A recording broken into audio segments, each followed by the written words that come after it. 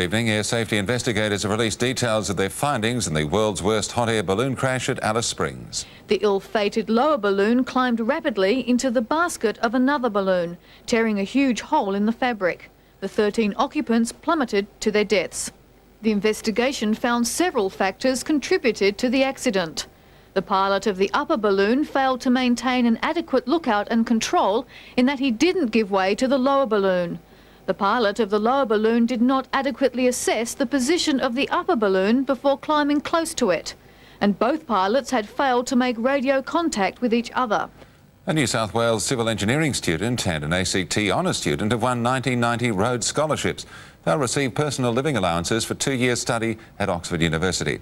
And a leading economist has called for a consumption tax to control domestic demand amid doubts over the effectiveness of high interest rates. More developments today in the pilots' dispute, with unions expressing concern. The ACTU says it wants to hold urgent meetings with the federal government and airlines over the pilots' dispute. President Simon Crean says the implications for all unions in the recent court decision against the pilots must be discussed.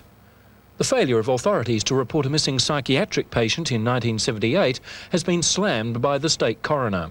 The man's remains were found by the roadside near Victor Harbour late last year. There were no signs of violence.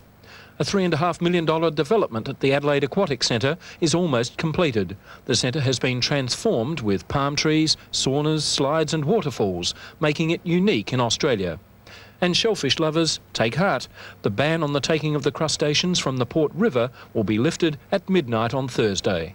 The official Adelaide forecast: sultry but becoming fine. Overnight 19 degrees, tomorrow 30.